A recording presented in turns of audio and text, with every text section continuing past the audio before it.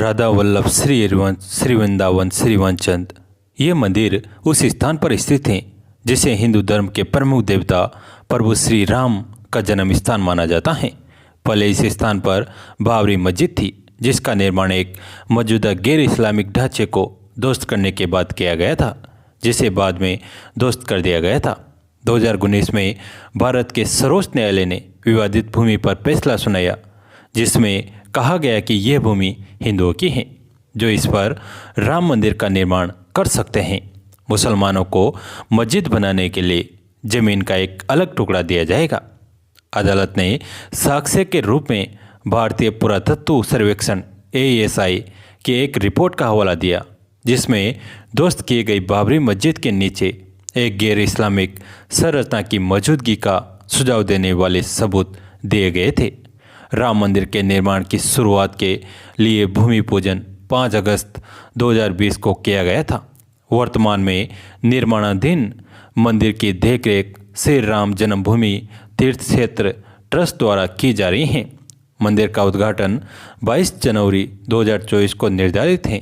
दान के कथित दुरुपयोग, अपने प्रमुख कार्यकर्ताओं को दरकिनार करने और भाजपा द्वारा मंदिर का राजनीतिकरण करने के कारण मंदिर कई विवादों में घिरा हुआ है। राम एक हिंदू देवता हैं जो विष्णु के अवतार माने जाते हैं।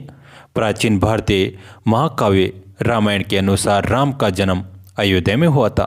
16वीं शताब्दी में बाबर ने पूरे उत्तर भारत में मंदिरों पर आक्रमण कर अपनी श्रृंखला में मंदिर पर हमला किया और उसे नष्ट कर दिया। बाद में मुगलों ने एक मस्जिद बाबरी मस्जिद का निर्माण किया, जिसे राम की जन्मभूमि राम जन्मभूमि का स्थान माना जाता है। मस्जिद का सबसे पहला रिकॉर्ड 1767 में मिलता है, जो जेसुइट मिशनरी जोसेफ थिफेनेल द्वारा लिखित लैटिन पुस्तक डिस्क्रिप्टिव इंडिया में मिलता है। उनके अनुसार मस्जिद का निर्माण रामकोट मंदिर, जिसे अयोध्या में राम का किला माना जाता है, और बेदी जहां राम का जन्म स्थान है, उसे नष्ट करके किया गया था।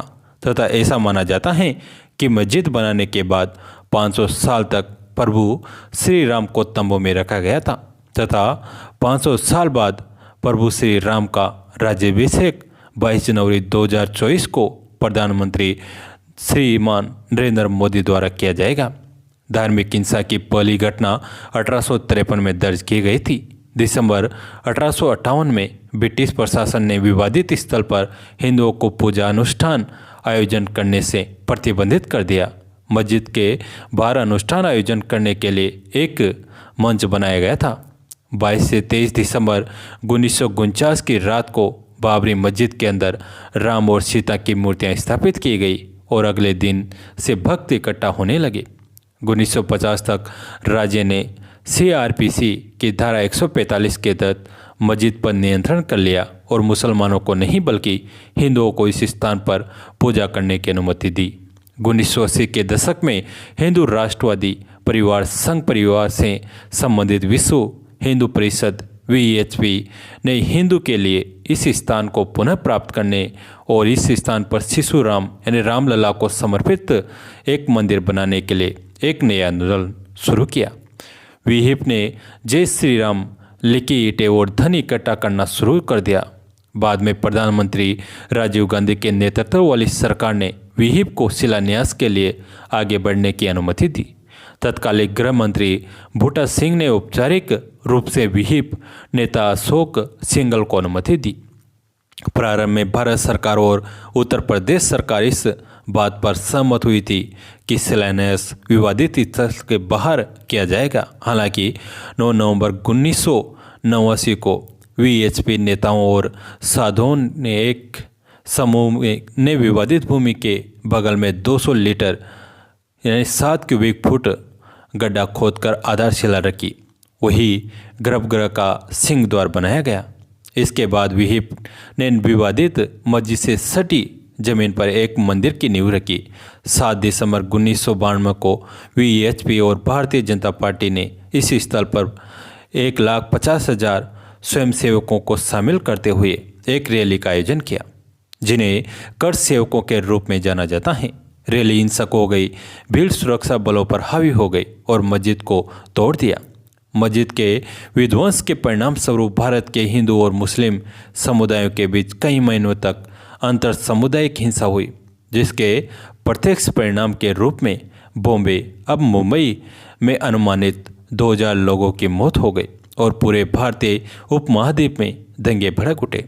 मस्जिद के विध्वंस के एक दिन बाद 7 दिसंबर 1992 को न्यूयॉर्क टाइम्स ने बताया कि पूरे पाकिस्तान में 30 से अधिक हिंदू मंदिरों पर हमला किया गया, कुछ में आग लगा दी गई और एक को ध्वस्त कर दिया गया। बांग्लादेश में हिंदू मंदिरों पर भी हमले किए गए।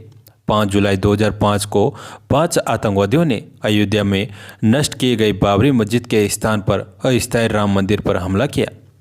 केंद्रीय रिजर्व पुलिस बल सीआरपीएफ के साथ आगामी मुठभेड़ में सभी 5 की मौत हो गई, जबकि हमलावरों द्वारा घेराबंदी की गई दीवार को तोड़ने के लिए किए गए ग्रेनेड हमले में एक नागरिक की मौत हो गई।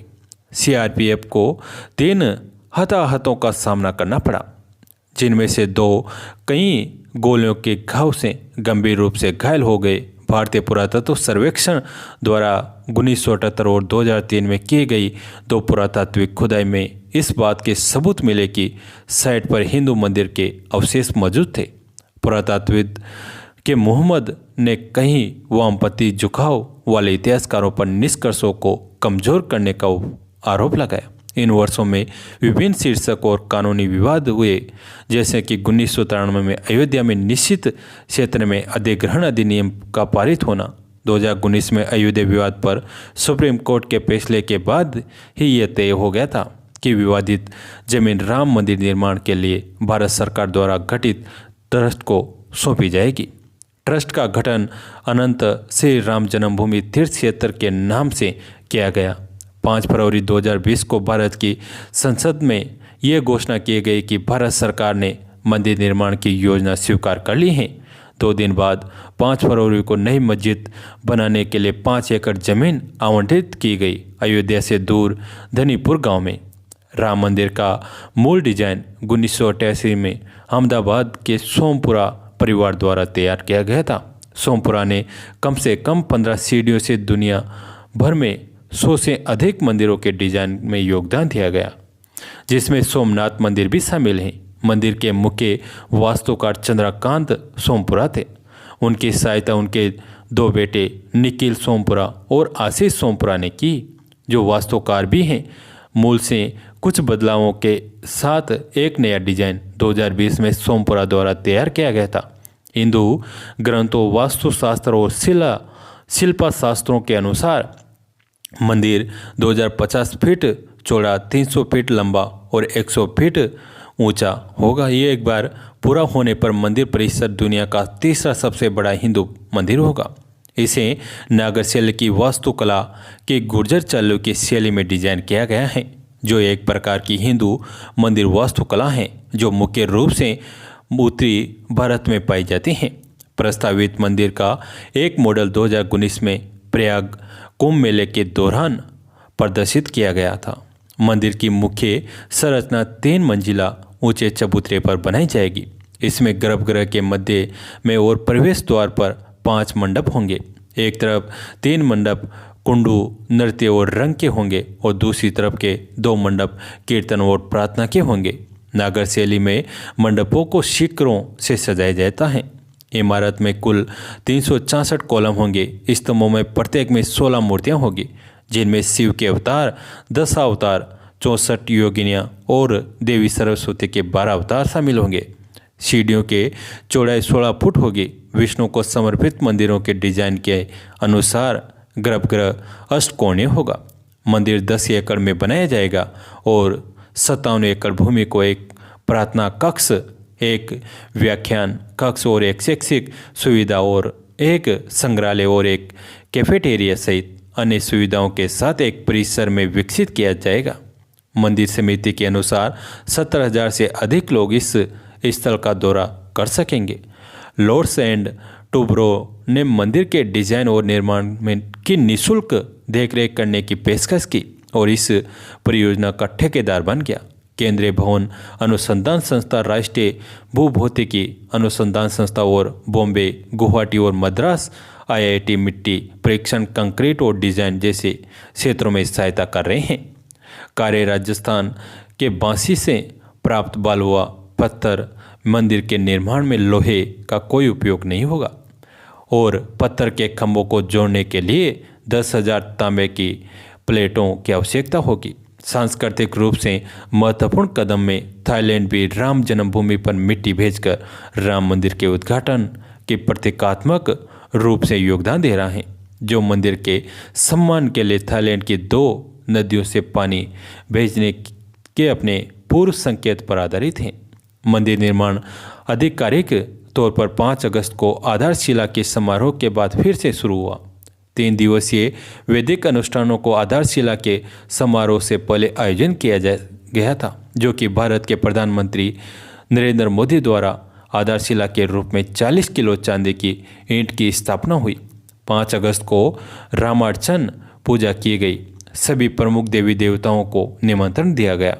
भारत भर में कई धार्मिक स्थानों से भूमि पूजन, मिट्टी और पवित्र पानी के अवसर पर त्रिवेणी संगम नदियों के गंगा, सिंधु, यमुना, सरस्वती पर प्रयाग, कावेरी नदी पर तालकावेरी, कामाख्या मंदिर, असम और कई अन्य लोगों में एकत्रित किए गए थे। आगामी मंदिर को आशीर्वाद देने के लिए देश भर के विभिन्न हिंदू मंदिरों, गुरुद्वारों और जैन मंदिरों से मिट्टी भी भेजी गई। इनमें से कई पाकिस्तान में स्थित शारदा पीठ थी। मिट्टी को 4 धाम के 4 तीर्थ स्थानों के रूप में भेजा गया था। संयुक्त राज्य अमेरिका, कनाडा और कैरिबियन द्वीपों के मंदिरों ने इस अवसर को मनाने के लिए एक आभासी सेवा का आयोजन किया। टाइम्स स्क्वायर पर भारत भगवान राम की छवि दिखाने की योजना भी बनाई गई। हनुमानगढ़ी के 7 किलोमीटर के दायरे में के सभी 7,000 मंदिरों को भी दिया जलाकर उत्सव में शामिल होने के लिए कहा गया। अयोध्या में मुस्लिम भक्त जो भगवान राम को अपना पूर्वज मानते हैं, वे भी भूमि पूजा के लिए तत्पर हैं। इस अवसर पर सभी धर्मों के आध्यात्मिक नेताओं को आमंत्रित किया गया था। 5 अगस्त को प्रधानमंत्री नरेंद्र मोदी हनुमानगढ़ी मंदिर में हनुमान की अनुमति के लिए गए थे। इसके बाद राम मंदिर का जमीनी तोड़ और शिलान्यास हुआ। योगी आदित्यनाथ, मोहन भागवत, नृत्य गोपाल दास और नरेंद्र मोदी ने भाषण दिए। मोदी ने जय सिया राम के साथ अपने भाषण की शुरुआत की और उन्होंने उपस्थित लोगों से जय सिया राम का जाप करने का आग्रह किया। उन्होंने कहा, जय सिया राम का आह्वान न केवल भगवान राम के शहर में बल्कि आज पूरे विश्व में गूंज रहा है और राम मंदिर हमारी परंपराओं का आधुनिक प्रतीक बन जाएगा। नरेंद्र मोदी ने राम मंदिर के लिए बलिदान देने वाले लोगों को भी बहुत सम्मान दिया। मोहन भागवत ने मंदिर बनाने के आंदोलन में योगदान के लिए लाल कृष्ण आडवाणी ने को भी धन्यवाद दिया। मोदी जी ने पारिजात का पौधा भी लगाया। देवताओं के सामने मोदी ने एक दंडवत प्रणाम, साष्टांग प्रणाम किया, जो पूरी तरह से प्रार्थना में हाथ फैलाए हुए हैं। जनवरी 2024 तक गर्भगृह सहित मंदिर का प्रथम तल तैयार हो चुका है। इसमें श्री राम की मूर्ति की प्राण प्रतिष्ठा 22 जनवरी को की जाएगी, जिसमें भारत के प्रधानमंत्री नरेंद्र मोदी यजमान होंगे। इसके पूर्व 14 जनवरी मकर संक्रांति से ही विभिन्न कार्यक्रम शुरू हो गए हैं। प्राण प्रतिष्ठा के लिए उत्तर प्रदेश सरकार ने 100 करोड़ रुपए निर्धारित किए हैं। 22 जनवरी को कई प्रदेशों में विद्यालयों में छुट्टी दी जाएगी। नरेंद्र मोदी ने लोगों का आह्वान किया है कि 22 जनवरी को सभी अपने घरों में दिए जलाएं। जय श्री राम। कैसी लगी आज की कथा कमेंट में ज़रूर बताएं। दोस्तों, अगर अच्छी लगी तो अपने दोस्तों के साथ, फैमिली के साथ इसे शेयर करें। कहानी अंत तक सुनने के लिए आप सभी का तहे दिल से धन्यवाद। राधा वल्लभ श्री हरिवंश श्री वृंदावन श्री वनचंद। एक बार एक गांव में एक साधु रहता था। सारा दिन राम राम जपता रहता है और ढोलकी बजाकर कीर्तन करता रहता। उसकी कुटिया के पास जिस व्यक्ति का घर था वो उससे बहुत परेशान था। एक दिन वो व्यक्ति गुस्से में उस साधु की कुटिया में चला गया और कहने लगा कि तुम क्या दिन रात राम राम रटते रहते हो? तुम्हें तो कोई काम धंधा नहीं है, हमें तो कमाने जाना पड़ता है। तुम्हारी ढोलकी की आवाज़ से मैं सो नहीं पाता। साधु कहने लगा, तुम भी मेरे साथ राम राम जप के देखो, तब तुम्हें पता चलेगा कितना आनंद आता है। उस व्यक्ति ने थोड़ा खींच कर कहा, अगर मैं तुम्हारे साथ राम राम जपता हूँ तो क्या तुम्हारा राम मुझे खाने के लिए रोटी देगा?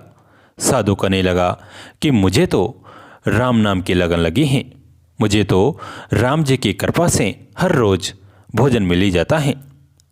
तुम भी राम राम जप के देख लो, मुझे भरोसा है भगवान तुझे खाने को जरूर देगा। वो आदमी उस साधु को चुनौती देता है कि मैं तुम्हारे साथ आज राम राम का भजन करता हूँ। अगर तुम्हारे राम ने आज मुझे रोटी खिला दी तो सारी उम्र मैं राम की भक्ति में लगा दूंगा, अगर नहीं खिलाई तो तुम ढोल की बजाना बंद कर दोगे। साधु कहता है कि मैंने तो निष्काम भाव से प्रभु राम की भक्ति की है, लेकिन फिर भी मुझे तुम्हारी चुनौती मंजूर है। वो व्यक्ति साधु के साथ बैठकर राम राम का जाप करता है और मन में निश्चय करता है कि चाहे कुछ हो जाए मैं आज भोजन नहीं करूँगा, देखता हूँ इसका राम मुझे कैसे भोजन कराता है।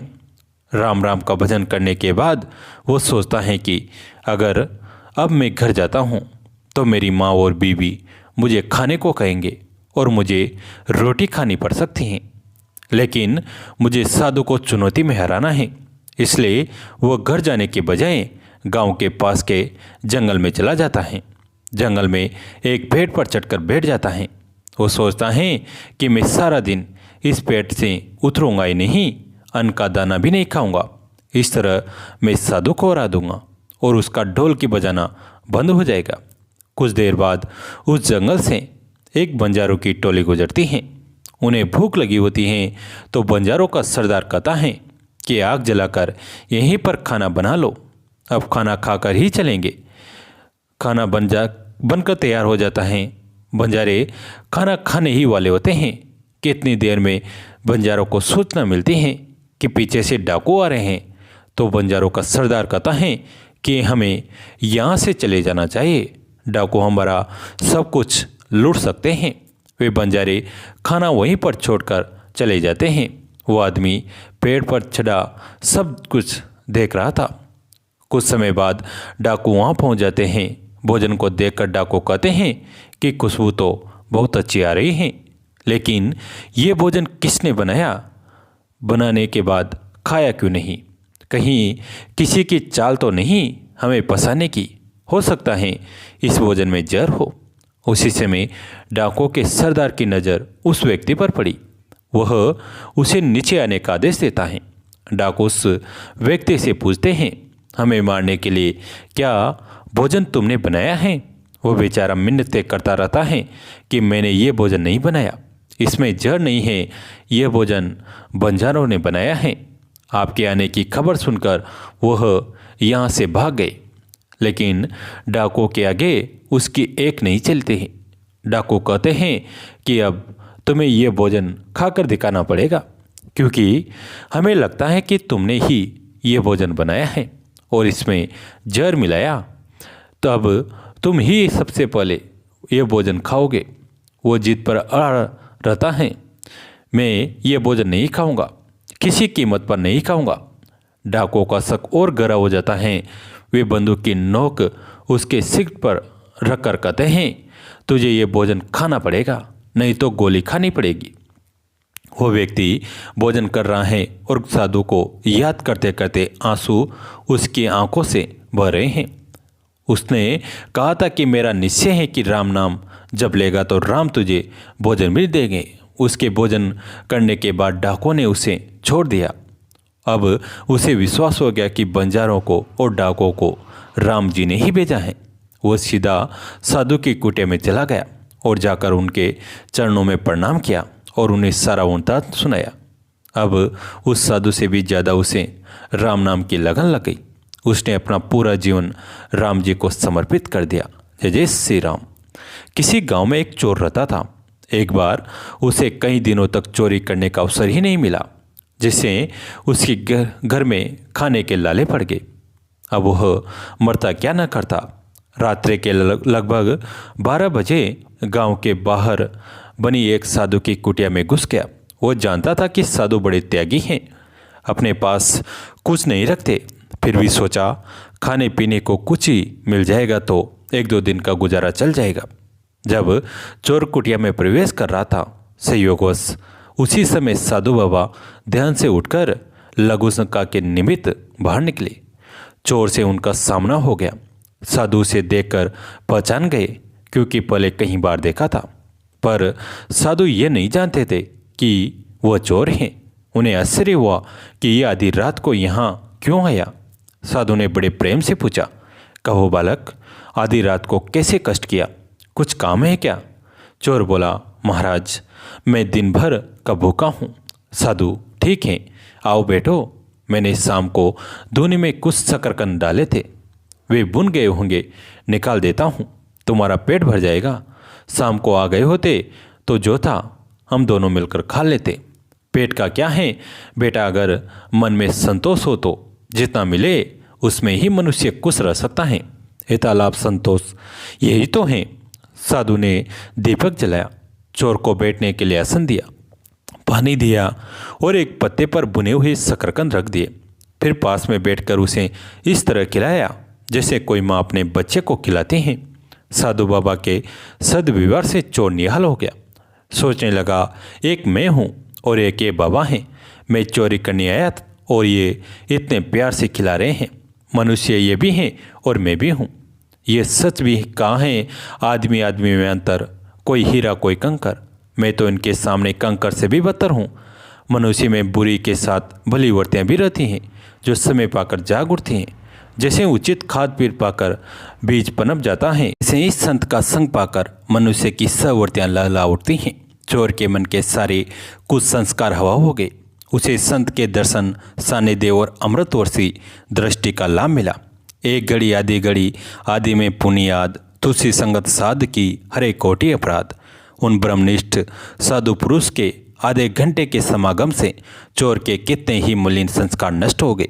साधु के सामने अपना अपराध कबूल करने को उसका मन उतावला हो उठा। फिर उसे लगा कि साधु बाबा को पता चलेगा कि मैं चोरी की नीयत से आया था, तो उनकी नज़र में मेरी इज्जत ही क्या रह जाएगी। क्या सोचेंगे बाबा कि कैसा पतित प्राणी है जो मुझ संत के यहाँ चोरी करने आया। लेकिन फिर सोचा, साधु मन में चाहे जो समझे, मैं तो इनके सामने अपना अपराध स्वीकार करके प्रायश्चित करूँगा। इतने दयालु महापुरुष हैं, ये मेरा अपराध अवश्य क्षमा कर देंगे। संत के सामने प्रायश्चित करने से सारे पाप चलकर राख हो जाते हैं। उसका भोजन पूरा होने के बाद साधु ने कहा, बेटा अब इतनी रात को तुम कहाँ जाओगे? मेरे पास एक चटाई है, इसे ले लो और आराम से यहीं सो जाओ, सुबह चले जाना। नेकी की मार से चोर दबा जा रहा था, वो साधु के पैरों पर गिर पड़ा और फूट फूट कर रोने लगा। साधु समझ न सके कि ये क्या हुआ। साधु ने उसे प्रेम पूर्वक उठाया, प्रेम से सिर पर हाथ फेरते हुए पूछा, क्या हुआ? रोते रोते चोर का गला रुंध गया। उसने बड़ी कठिनाई से अपने को संभाल कर कहा, महाराज मैं बड़ा अपराधी हूँ। साधु बोले, बेटा भगवान तो सबके अपराध क्षमा करने वाले हैं, उनकी शरण में जाने से वे हमारे बड़े से बड़े अपराध क्षमा कर देते हैं, तो उन्हीं की शरण में जा। चोर, महाराज मेरे जैसे पापी का उद्धार नहीं हो सकता। साधु, अरे पगले, भगवान ने कहा है, यदि कोई अतिशय दुराचारी भी अनन्य भाव से मेरा भक्त होकर मुझको भजता है तो वह साधु ही मानने योग्य है। नहीं महाराज, मैंने बड़ी बड़ी चोरियां की हैं। आज भी मैं भूख से व्याकुल होकर आपके यहाँ चोरी करने आया था, लेकिन आपके सद्व्यवहार ने तो मेरा जीवन ही पलट दिया। आज मैं आपके सामने कसम खाता हूँ कि आगे कभी चोरी नहीं करूँगा, किसी जीव को नहीं सताऊँगा। आप मुझे अपनी शरण में लेकर अपना शिष्य बना लीजिए। साधु के प्यार के जादू ने चोर को साधु बना दिया। उसने अपना पूरा जीवन उस साधु के चरणों में सदा के लिए समर्पित करके अमूल्य मानव जीवन को, अमूल्य से अमूल्य परमात्मा को पाने के रास्ते में लगा दिया। महापुरुषों की सीख है कि आप सबसे आत्मत्व व्यवहार करें, क्योंकि सुखी जीवन के लिए विशुद्ध निस्वार्थ प्रेम ही असली खुराक है। संसार इसी की भूख से मर रहा है, अतः प्रेम का वितरण करो। अपने हृदय के आत्मिक प्रेम को हृदय में ही मत छिपा कर रखो, उदारता के साथ उसे बांटो। जगत का बहुत सा दुख दूर हो जाएगा। कैसी लगी आज की कथा? अगर अच्छी लगी तो अपने दोस्तों के साथ, फैमिली के साथ इसे शेयर कीजिए। दोस्तों, कहानी अंत तक सुनने के लिए आप सभी का तहे दिल से धन्यवाद।